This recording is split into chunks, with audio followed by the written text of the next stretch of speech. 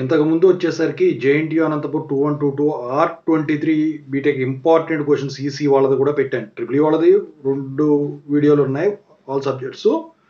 EC వాళ్ళు మాత్రం separate పెట్టాం. ఇప్పుడు 31 బీటెక్ R23లో వచ్చేసరికి ఇంపార్టెంట్ క్వశ్చన్స్ చెప్పమని చెప్పేసి అడుగుతా ఉన్నారు. R23ది జేఎన్టీయూ అనంతపూర్ది. సో దాంట్లో భాగంగా ఫస్ట్ సబ్జెక్టు 31 బీటెక్ R23లో analog and digital IC applications important topics questions ఎలా ఉంటాయి. సో దీని గురించి ఇప్పుడు చూద్దాం. ముందుగా అయితే ఇంతవరకు ఈ ఛానల్ సబ్స్క్రైబ్ చేసుకుని వాళ్ళు సబ్స్క్రైబ్ చేసుకోండి. ఈ వీడియోని లైక్ చేయండి, షేర్ చేయండి. మీకు ఏమైనా డౌట్స్ ఉంటే కాల్ మీ ఫర్ ద్వారా కాల్ చేయండి. తెలుగు ఇంజినియరింగ్ ఎడ్యుకేషన్ టెలిగ్రామ్ ఛానల్లో జాయిన్ అవ్వండి. ఈ వీడియోకి హైప్ ఇవ్వండి, షేర్ చేయండి ఖచ్చితంగా. ప్లేలిస్ట్ చెక్ చేసుకోండి. ఇక టాపిక్లో వెళితే మొత్తం 5 యూనిట్లు ఉన్నాయి. So analog and digital IC applications unit 1 ఏమో ఐసీస్ అండ్ ఓపియాంప్స్ అండి.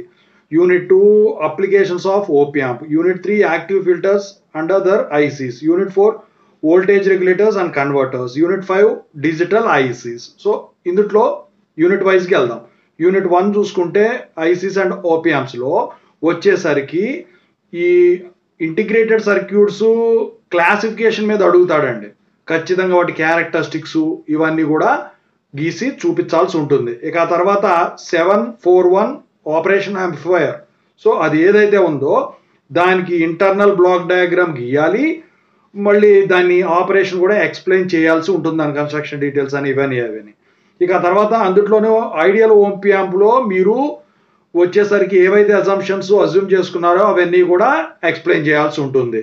ఇక ఆ తర్వాత డెరివేషన్స్ పరంగా చూసుకుంటే కొన్ని ఎక్స్ప్రెషన్స్ మీరు డెరైవ్ చేయాల్సి ఉంటుంది.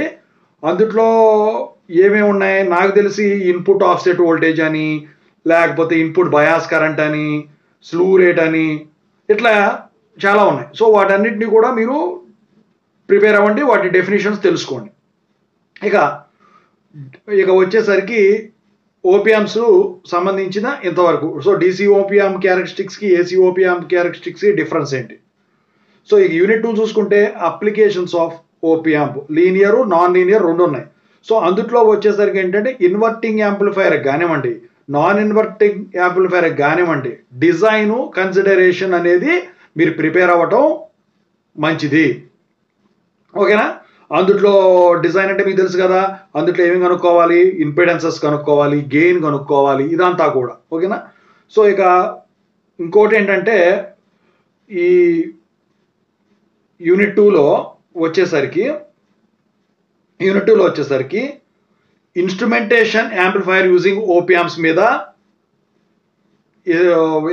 డెరివేషన్ ఏదైతే ఉంటుందో అది డెరైవ్ చేయాల్సి ఉంటుందండి, దాని మీద ఇస్తాడు. ఇక ఆ తర్వాత అందులో వెరీ ఇంపార్టెంట్ ఏదన్నా ఉందంటే ఇంటిగ్రేటర్ సర్క్యూట్ అను డిఫరెన్షియేటర్ సర్క్యూట్ కానీ రెండిట్లో ఒకటి ఖచ్చితంగా ఇస్తాడండి.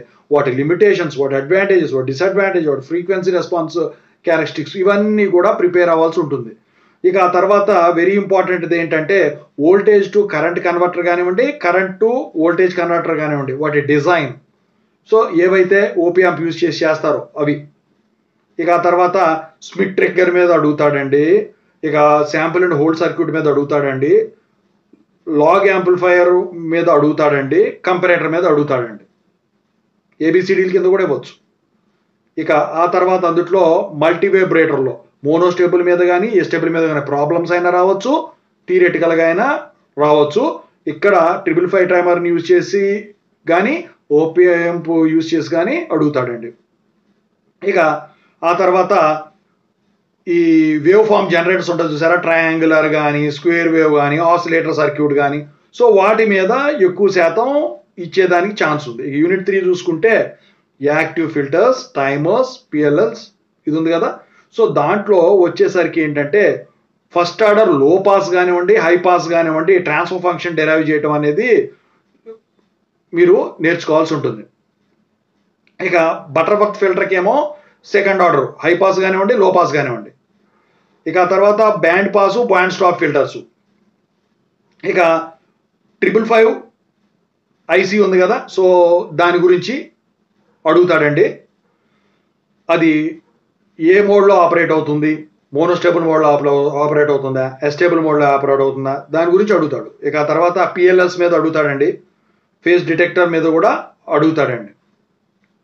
ఇక యూనిట్ 4 చూసుకున్నట్టయితే వోల్టేజ్ రెగ్యులేటర్స్ కన్వర్టర్స్ ఉంది కదా, ఏడీసీ టు డిఏసి కన్వర్టర్స్ అంటే analogue to digital converter, digital to analogue converter. So దాంట్లో వచ్చేసరికి నాకు తెలిసి సిరీస్ ఓపియాంప్ వోల్టేజ్ రెగ్యులేటర్ మీద అడుగుతాడు, వోల్టేజ్ రెగ్యులేటర్స్ మీద అడుగుతాడు, స్విచ్చింగ్ రెగ్యులేటర్స్ మీద అడుగుతాడు.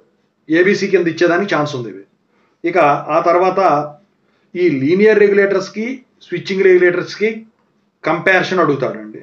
ఇక ఆ తర్వాత వెరీ వెరీ ఇంపార్టెంట్ అండి, weighted resistor DAC, R2 ladder DAC, inverted R2 DAC, వీటి మీద ఖచ్చితంగా 2 ఖచ్చితంగా ఉంటాయండి. ఇక ఆ తర్వాత ప్యారలల్ కంపారేటర్ మీద అడుగుతాడండి, సక్సెసివ్ అప్రాక్సిమేషన్ మీద అడిగేదానికి ఛాన్స్ ఉంది, డ్యూయల్ స్లోపు కౌంటర్ టైపు వీటి మీద కూడా అడిగేదానికి ఛాన్స్ ఉంది ఏబీల కింద. ఇక ఆ తర్వాత రిజల్యూషన్ కనుక్కోవటం, క్వాంటైజేషన్ ఎర్రర్ కనుక్కోవటం ఈ అనలాగ్ టు డిజిటల్ కన్వర్టర్స్లో.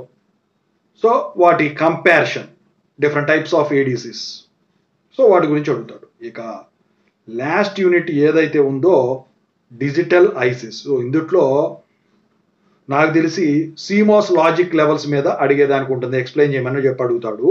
ఇక తర్వాత ఈ నాట్ గేటు, అండ్ గేట్ కానీ, ఆర్ గేట్ కానీ, న్యాండ్ గేట్ కానీ, నార్ గేట్ కానీ ఏవైతే ఉంటాయో సిమోస్లో వాటి బేసిక్ గేట్స్ డిజైనింగ్ అనేది అడగటం అయితే జరుగుతుంది.